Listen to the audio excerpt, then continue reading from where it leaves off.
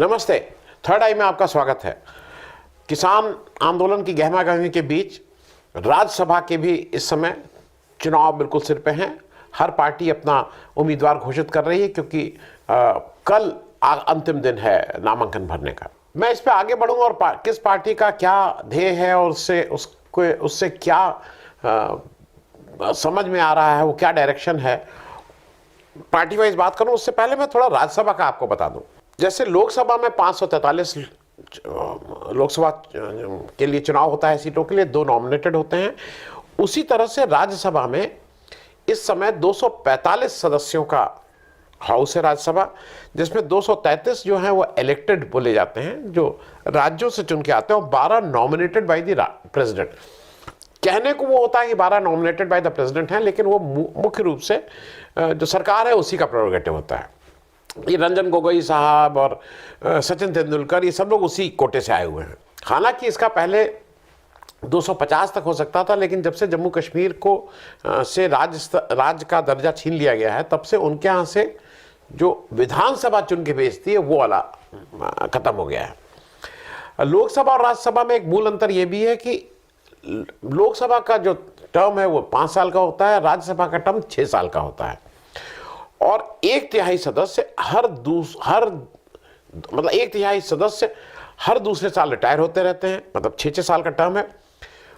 और ये even number वाले साल होते हैं, जैसे 2024 में रिटायर होंगे, अब 2026 में होंगे, फिर 2028 में होंगे, सम और विषम जो बोलते हैं, तो सम नंबर वाले में ही ये होता है।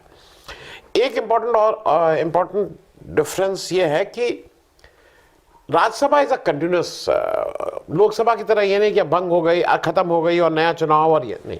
Rajya Sabha is a continuous body.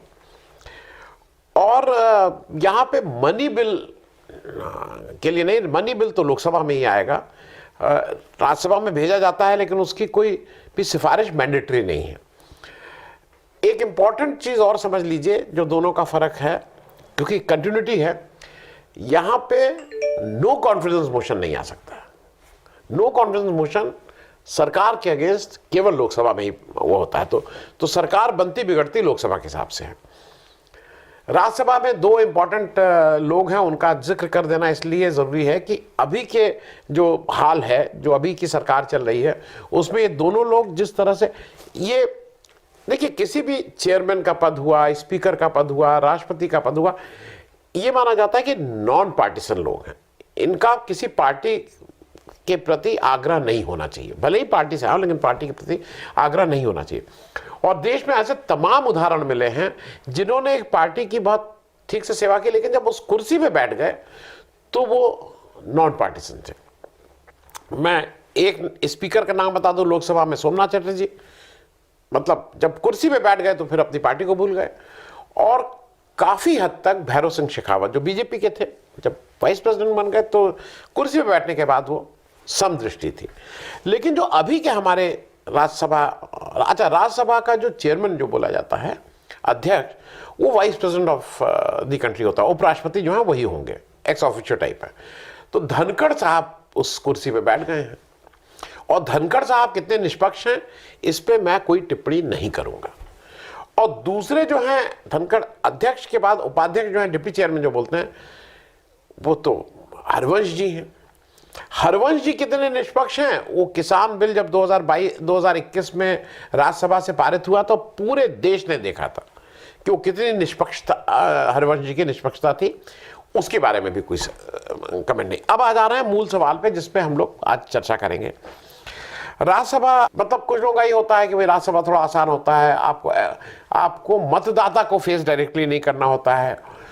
तो इसकी जो परिकल्पना ये है कि भाई यहाँ पे पढ़े लिखे स्टेट्समैन, आगे देखने वाले लोग, राज्यों से ऐसे लोग, क्योंकि संघीय ढांचा है तो राज्यों से जो बेस्ट ऑफ टैलेंट है वो यहाँ पे भेजा जाए, हर राज्य का रिप्रेजेंटेशन बेस्ट ऑफ पीपल में हो।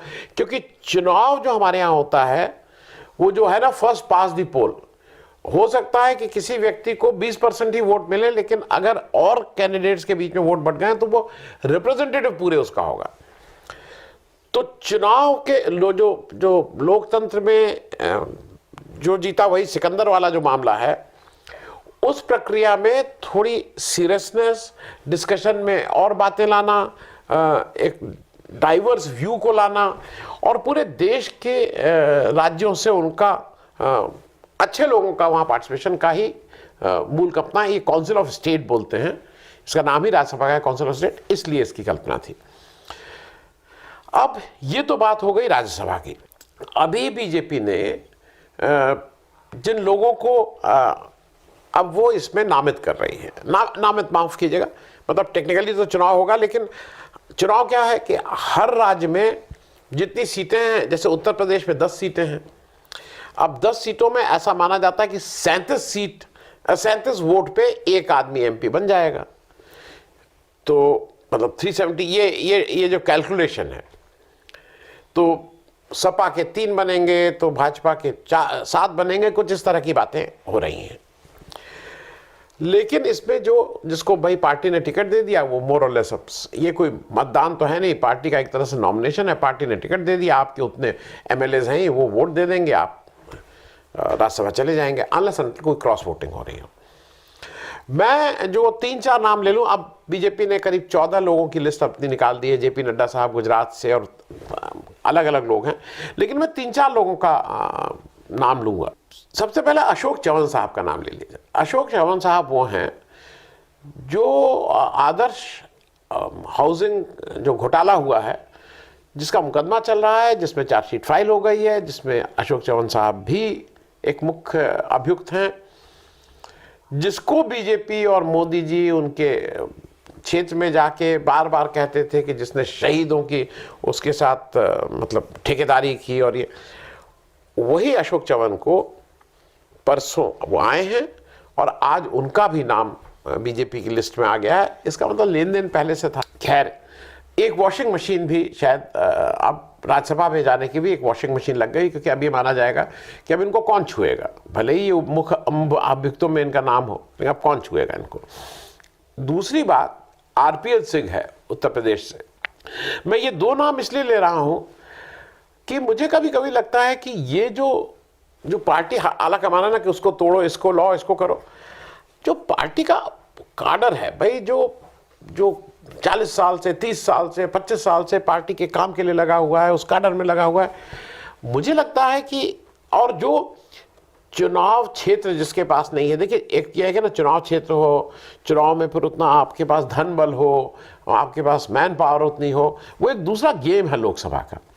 पावरफुल वही है लेकिन गेम दूसरा है। राज्यसभा में पढ़ने लिखने वाले हैं, कुछ क्रिएटिव करते हैं, कुछ अपनी ऑर्गेनाइजेशन के लिए काम करते हैं, ये उन लोगों की जगह है।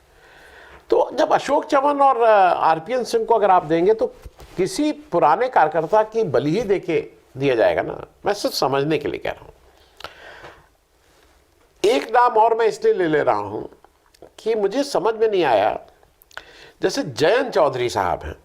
जयंत चौधरी साहब उत्तर प्रदेश में सपा के कारण वहां गए, उनके पास तो 11 ही एमएलए ना, तो उनके पास तो कोई ये था नहीं कि वो राज्यसभा पहुंच जाते, वो तो पूरी तरह से सपा के कोटे से गए, मतलब सपा के कहने पे गए हैं।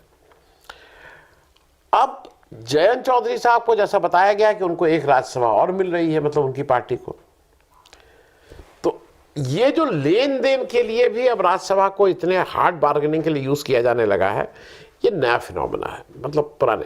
हालांकि मैं यहाँ पे थोड़ा अभी रुक के बात करूँगा सचिन तेंदुलकर और जो हमारे गोगोई साहब थे उनकी ज़रूर। एक नाम और चर्चा में आ रहा है, मुझे लगा कि आपसे शेयर कर लूँ। कहीं कहीं कान में सुनाई पड़ रहा है एक नाम, जिनका नाम है प्रमोद कृष्णन जी। तो प्रमोद कृष्णन जी को तो अगर मिलता है राज्यसभा, मेरे ख्याल में डिजर्विंग तो नहीं है, लेकिन अगर मिल जाता है तो उसका तो एक ही कारण है कि वो तब इस स्पष्ट हो जाएगा कि कौन कांग्रेस को बीजेपी में रह के कितनी गाली दे सकता है, वो भी एक क्राइटेरिया है, वो भी एक मेरिट होगी। अब जरा सपा की बात कर लेंगे, सपा में क्या हो रहा है। सपा में पहली बात तो ये है कि उन्होंने जो 3, उनके पास 3 ही कर सकते थे उत्तर प्रदेश से, तो 3 नाम में जया बच्चन जी, आलोक रंजन जी और रामजी लाल सुमन जी। रामजी लाल सुमन जी पुराने आदमी हैं, अच्छे हैं, मतलब बिल्कुल जमीनी नेता है, उनके बारे में कोई टिप्पणी नहीं, अच्छे, मतलब ये ऐसे लोगों को जाना चाहिए राज्यसभा।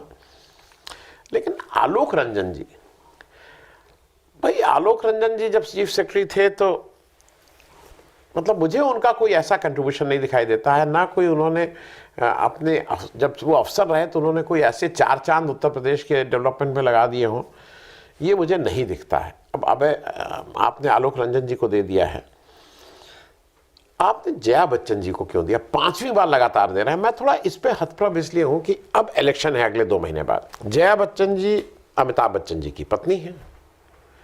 अमिताभ बच्चन जी वही अमिताभ बच्चन जी हैं जो जब यूपीए सरकार थी तो कहते थे कि पेट्रोल इतना महंगा हो गया, मैं सोच रहा हूँ साइकिल ले लूँ।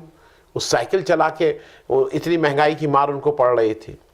ये वही अमिताभ बच्चन जी हैं जो अयोध्या में जाके जो प्राण प्रतिष्ठा तो करते हैं, दूसरे दिन ज़मीन बेचने लगते हैं।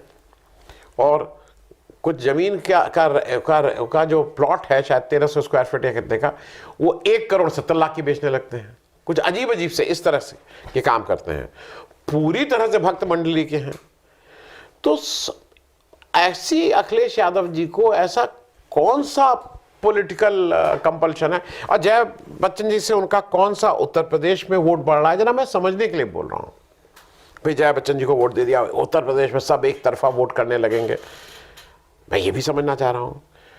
और इन्हीं सबको देखते हुए उनके जो सहयोगी दल है, मतलब कृष्णा पटेल जी, अपना दल का जो दूसरा फैक्शन है, जो अपना दल कृष्णा पटेल जी वाला फैक्शन है, उसकी जो मतलब अनुप्रिया जी की जो बहन है पल्लवी पटेल जी ने खुलेआम कह दिया है कि मैं अखिलेश यादव जी के सपा कैंडिडेट को वोट नहीं करूंगी। उन्होंने कहा, ये बोलते तो बार बार है पीडीए पिछड़ा दलित, अल्पसंख्यक पिछड़ा दलित, कहाँ पिछड़ा है और कहाँ अल्पसंख्यक है?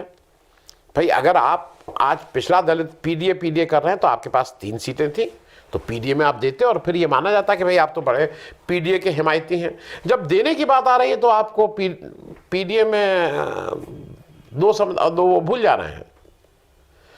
तो ये उनका क्वेश्चन वाजिब है, क्योंकि और मुझे अभी नहीं समझ में आता है, ये थोड़ा क्लैरिटी होनी चाहिए हर हाथ में। मतलब देश के कुछ ऐसे परिवार हैं, आपको याद है ना अमिताभ बच्चन जी जब मुलायम सिंह जी की डेथ हुई थी तो एक शब्द आपने सुना था कहीं संवेदना का? एक ट्वीट, एक शब्द, एक आए थे कहीं? मतलब ये मानता हूं कि ठीक है भाई मेरे व्यक्तिगत स्तर पे मेरे इतने घनिष्ठ संबंध है कि मैं कैसे करूं। एक व्यक्ति मियां, मतलब ये आप क्या बैलेंसिंग करने की कोशिश कर रहे हैं? ये बात मैं इसलिए भी कह रहा हूं कि दबी जबान में यह भी कहा जाने लगा है कि अखिलेश यादव जी को तीसरी सीट सपा को नहीं मिल सकती थी, क्योंकि 11 लोग वो चले गए हैं जयंत चौधरी की पार्टी के, आरएलडी के।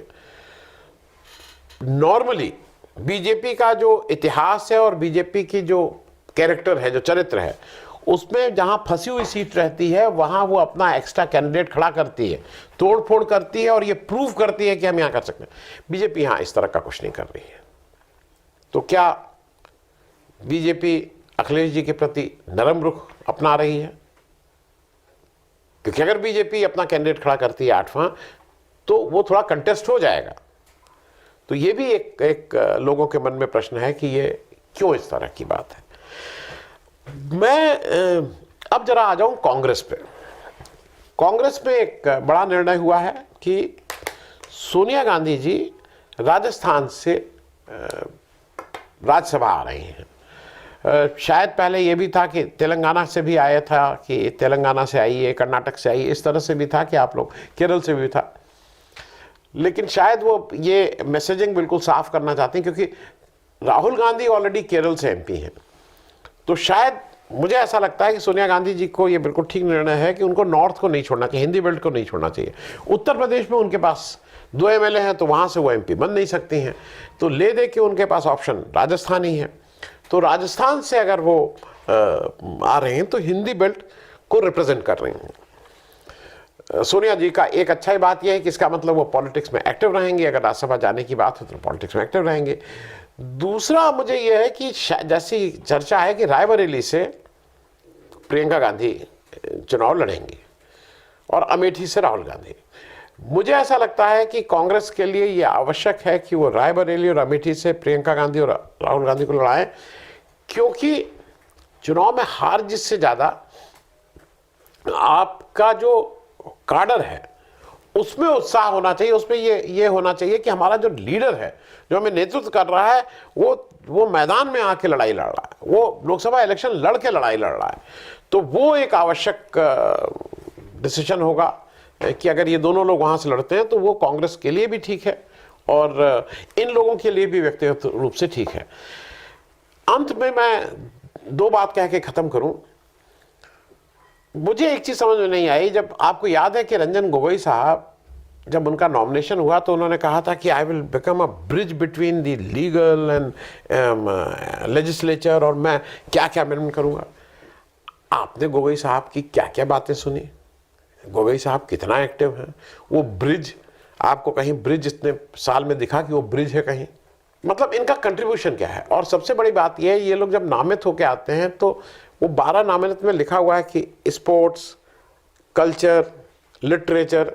मुझे तो इसमें किसी कोटे में फिट इन नहीं होते हैं। अब आप मालूम नहीं इनका कौन सा लिटरेचर है या कौन सी कल्चरल एक्टिविटी करते हैं, कौन सा स्पोर्ट्स खेलते हैं, ये नहीं मालूम। दूसरा नाम मैं इसलिए लेता हूं कि दूसरा नाम तेंदुलकर जी का है। तेंदुलकर साहब को भारत रत्न मिल गया, तेंदुलकर साहब को राज्यसभा मिल गया, हालांकि ये सब कांग्रेस ने उनको दिया था, ऐसा नहीं कि कोई। लेकिन मुझे एक बात का अफसोस है, तेंदुलकर साहब इतना पैसा कमाए हैं, मतलब हिंदुस्तान के अगर अमीर खिलाड़ियों में ना हो उनकी गिनती मेरे ख्याल में पहले 5 या पहले 10 में जरूर होगी। महंगा कर, अरे भाई राज्यसभा में आने के बाद एक तो आप बोले, आपने कहीं कुछ सुना वक्त और कुछ देखा कि उन्होंने स्पोर्ट्स के लिए क्या मतलब ये कहा कि ऐसे होना चाहिए, ऐसे कुछ आपने सुना उनका कोई कंट्रीब्यूशन इन राज्यसभा? उसके अलावा जो अफसोस होता है, देखिए भारत रत्न, राज्यसभा, ये थोड़ा ऐसी जगह होती है कि जहाँ पे फिर आदमी का बड़ा विजन होना चाहिए, उसको इन्वर्टर की बैटरी नहीं बेचनी चाहिए। मुझे बार बार ऑब्जेक्शन होता है कि एक आदमी जिसको भारत, वो बैटरी बेचने लगते हैं।